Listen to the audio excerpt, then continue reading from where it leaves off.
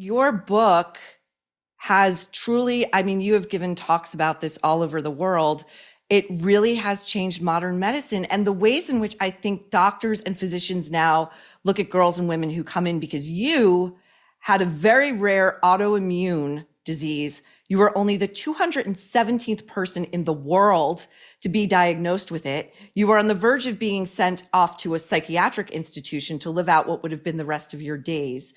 Talk about how you think this book in particular, in your story, the woman who presents as quote unquote hysterical can no longer be minimized that way.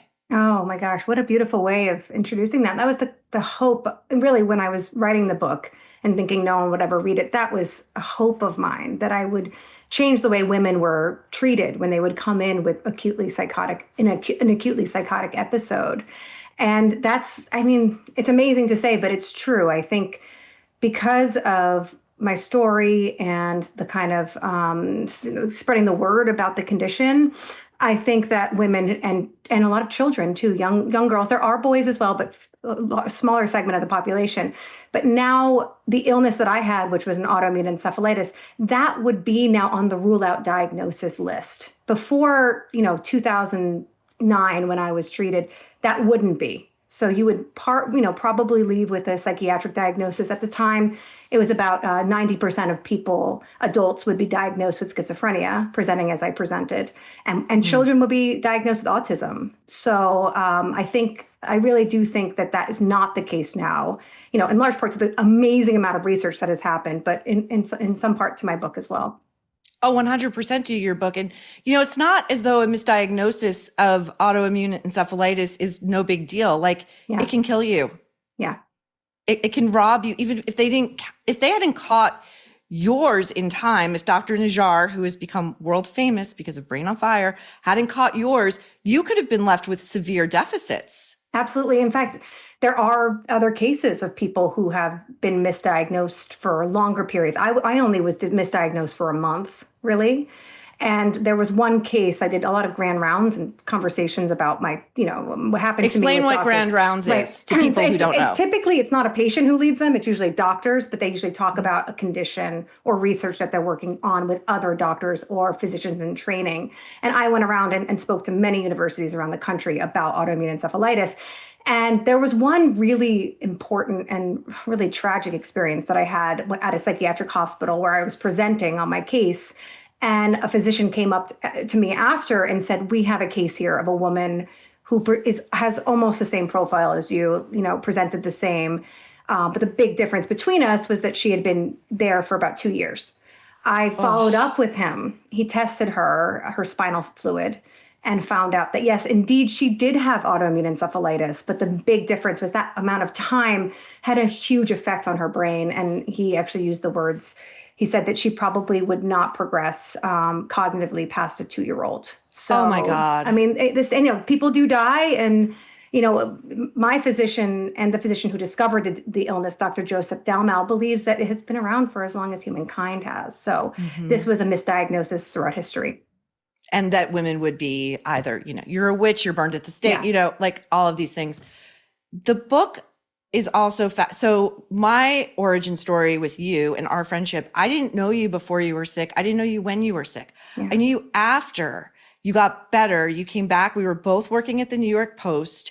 You wound up sitting at the desk next to me. Yes. And I knew you when you were writing the book, but I didn't know the Susannah before. The Susannah I know is, you're if I have a real dilemma, you're one of the first people I go to, because you're very wise, you're very smart, you're very sensitive. You also, I think, and I really want to get into this with you because it leads into the Acid Queen. I feel like I asked you this once, you're a rationalist, you are, but you also have a deep connection to like the spirit world, to what I think are other dimensions, really. You have a real openness to it. And I wonder, do you think, had you not, quote unquote, you lost your mind, like it wasn't there for a month, that you would have emerged with this kind of openness to things that are unexplained? What a question. what a beautiful question. And so, I mean, I think you're on to something there. It's so hard for me to genuinely access the person I was before and compare that. But I do feel to talk in this kind of, non-rationalist way, but when you cross a line, whether you want to call it another realm, another state of consciousness, I had out of body experiences. Really? I saw myself from above. You did? I did. I saw myself on the television.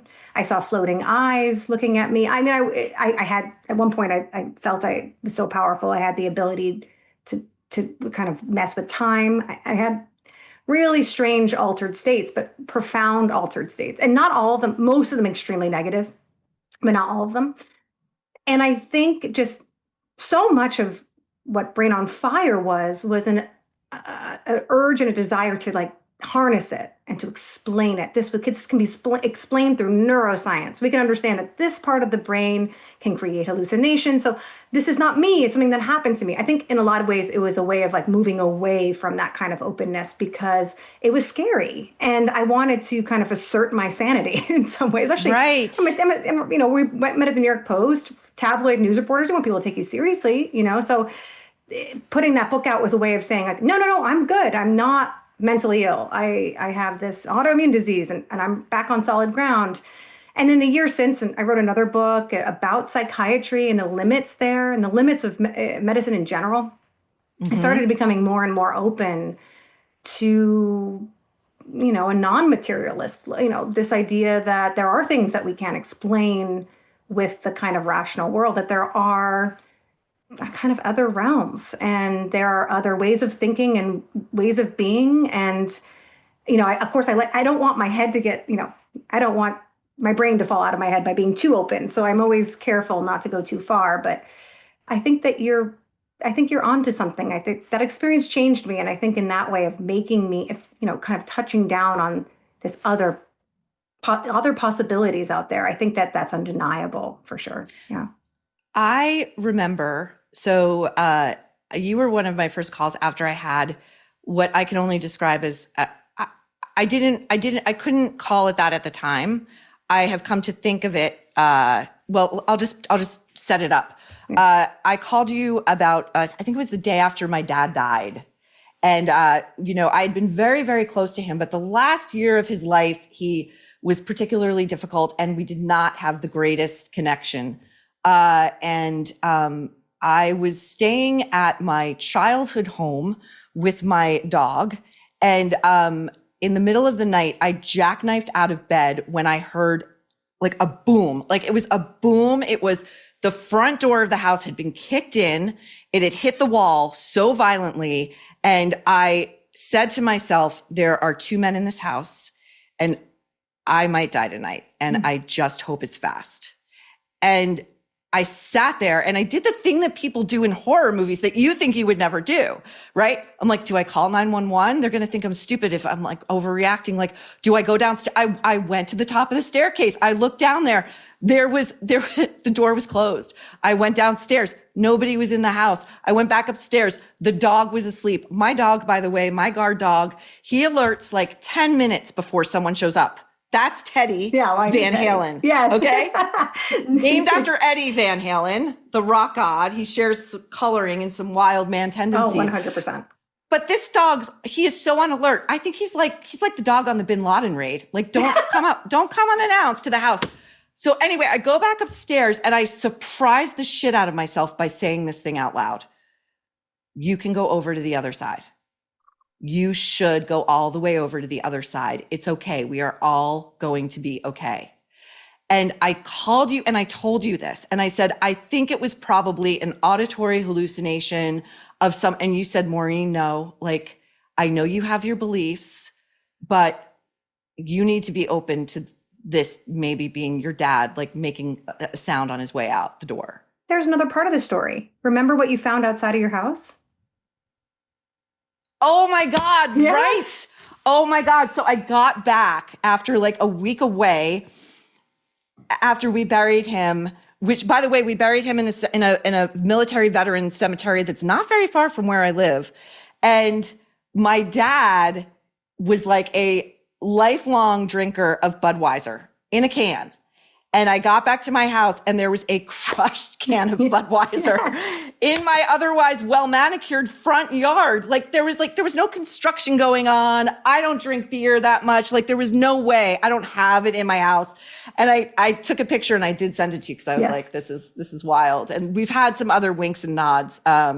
But you have also helped humble me and open me up to the idea that, guess what? I don't know everything. I like to think I do. That's the thing. I think it's the humility part, right? Not knowing, being open to it. Yes. And this brings us to your new book, The Acid Queen, which I'm going to hold up right here. This book is incredible. It is the true story of a woman named Rosemary Woodruff Leary. She was married to Timothy Leary, who was the guru of the counterculture in the 60s. She was beautiful, vibrant, smart, and she really ran the show. Otherwise forgotten to history until you found her, Susannah.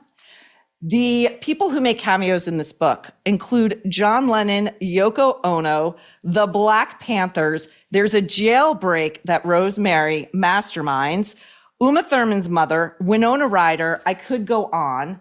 Talk to me about Rosemary and her connection to other worlds and other dimensions. Oh, yeah. Rosemary she was born in 1935, and she was born in St. Louis. And at the age of 8, she had a kind of, I would say, a mystical experience. She had something that opened her up very young. And I think that really set the course of her life. That what happened then kind of opened her up to what would come next. And she was a seeker, and she wanted to believe. I think she wanted to believe in herself as a great character. I think she wanted to see herself as in history, as she thought very highly of herself in a lot of ways.